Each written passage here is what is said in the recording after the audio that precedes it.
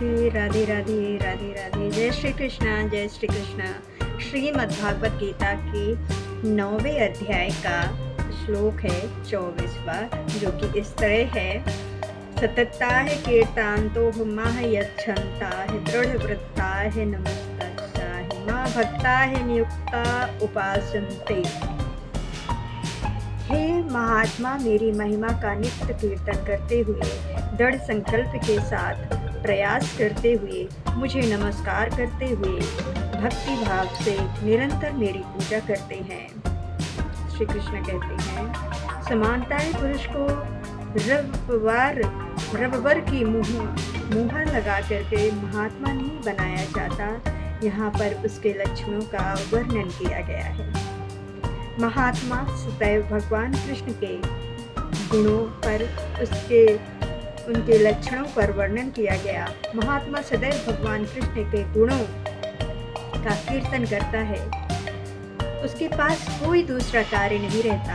वो सदैव कृष्ण के गुणगान में व्यस्त रहता है। दूसरे शब्दों में ये निर्विशेषवादी नहीं होता है। जब गुणगान का प्रश्न उठे तो मनुष्य को चाहिए कि वो भगवान के पवित्र नाम, उनके नित्य रूप, उनके दिव्य गुणों तथा उनकी असमान लीलाओं की प्रशंसा करते हुए परमेश्वर को महामहिमवंत करे। उसे इन सारी वस्तुओं को महाविविध करना होता है। अतः महात्मा भगवान के प्रति आसक्त रहता है। जो व्यक्ति परमेश्वर के निराकार रूप ब्रह्मा ज्योति के प्रति आसक्त होता है, उसे भगवद गीता में महात्मा नहीं कहा गया। उसे अगले श्लोक में अन्य प्रकार से वर्णित किया गया है।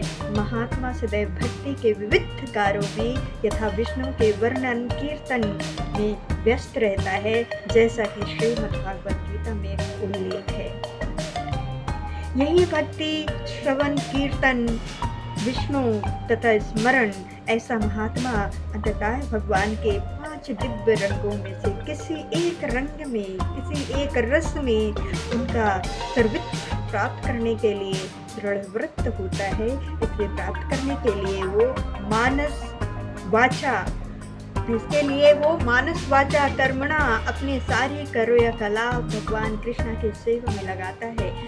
यही पूर्ण कृष्णाभवनाव्रत कहलाता है।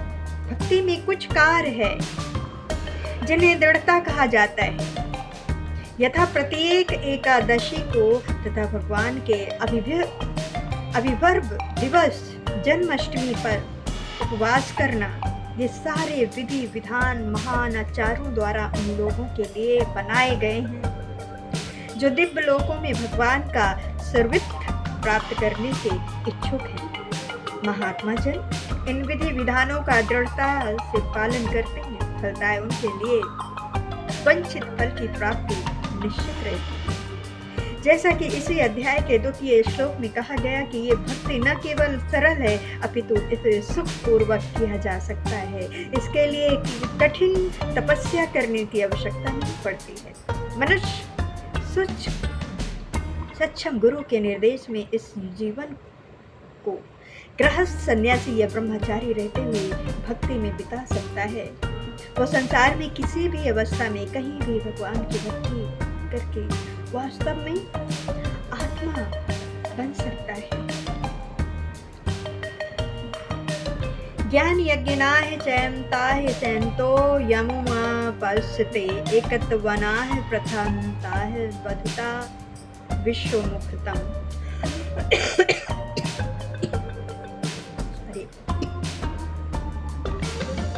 25वां श्लोक है। अन्य लोग जो ज्ञान के अनुशीलन द्वारा यज्ञ में लगे रहते हैं, वे भगवान की पूजा उनके अद्भुत रूप में, विविध रूपों में तथा विश्व रूप में करते हैं। ये श्लोक पिछले श्लोकों का सारांश है। भगवान अर्जुन को बताते हैं कि जो विशुद्ध कृष्णा भवनामृत में लगे रहते हैं और कृष्णा के अतिरिक्त अन्य किसी भी को नहीं जानते, वे महात्मा कहलाते हैं। और जो कुछ भी ऐसे भी होते हैं जो वास्तव में महात्मा पद को प्राप्त नहीं होते, किंतु वे भी विभिन्न प्रकारों से कृष्ण की पूजा करते हैं, उनमें से कुछ का वर्णन अर्थार्थी, ज्ञानी तथा जिज्ञासु के रूप में किया जा चुका है। किंतु फिर भी कुछ ऐसे भी लोग होते हैं जो इनमें भी निम्न होते हैं। उन्हें 3 वर्गों में बांटा जाता है: परमेश्वर तथा अपने को एक मान करके पूजा करने वाले, परमेश्वर के किसी मनोकल्पित रूप की पूजा करने वाले तथा भगवान के विश्व रूप की पूजा करने वाले। इनमें से सबसे अथम वे हैं जो अपने आप को अदैववादी मान करके अपनी पूजा परमेश्वर के रूप में करते हैं और उन्हीं का प्रावधान भी है। ऐसे लोग अपने को परमेश्वर मानते हैं और इस मानसिकता के कारण वे अपनी पूजा आप करते हैं। ये भी एक प्रकार की ईर्ष्या पूजा है, क्योंकि वे समझते हैं कि वे भौतिक पदार्थ न होकर के आत्मा है। कम से कम ऐसा भाव तो प्रधान रहता है। समाधानता है निर्विशेषवादी इसी प्रकार से परमेश्वर को पूजते हैं। दूसरी कोटि के लोग वे हैं जो कि देवताओं के उपासक हैं, जो अपनी कल्पना से किसी भी स्वरूप को परमेश्वर का रूप मान लेते हैं। तृतीय कोटि के वे लोग हैं जो इस ब्रह्मांड से परे कुछ भी नहीं सोच पाते हैं। वे ब्रह्मांड को ही परम जीव या सत्ता मान करके उसकी उपासना करते हैं। ये ब्रह्मांड भी भगवान का एक स्वरूप है।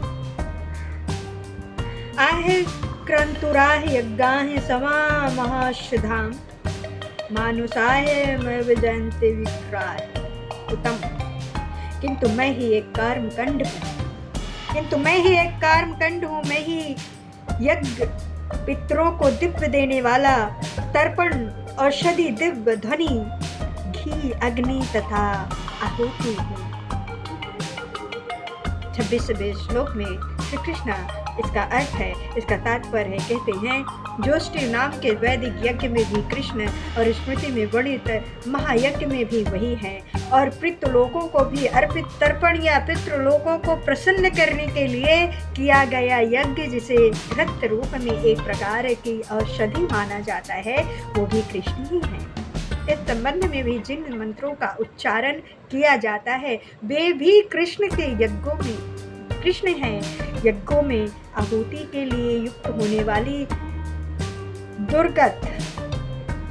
दुर्गत से बची अनेक वस्तुएं भी कृष्ण हैं। अग्नि भी कृष्ण है, क्योंकि ये अग्नि 5 तत्वों में से एक है, अतः ये कृष्ण की विभिन्न शक्ति कही जाती है। दूसरे शब्दों में वेदों के कर्मकांड भाग में प्रतिदिन वैदिक यज्ञ भी पुरुष रूप में से कृष्ण है, अथवा ये कह सकते हैं कि जो लोग कृष्ण की भक्ति में लगे हुए हैं, जो लोग कृष्ण की भक्ति में लगे हुए हैं, उनके लिए ये समझना चाहिए कि उन्होंने सारे वैदिक हित यज्ञ संपन्न कर लिए हैं। अब उन्हें कुछ भी करना बाकी नहीं रह गया है, क्योंकि उनके लिए तो कृष्ण ही सर्वथा है और उनसे हटकर के कुछ है ही नहीं है।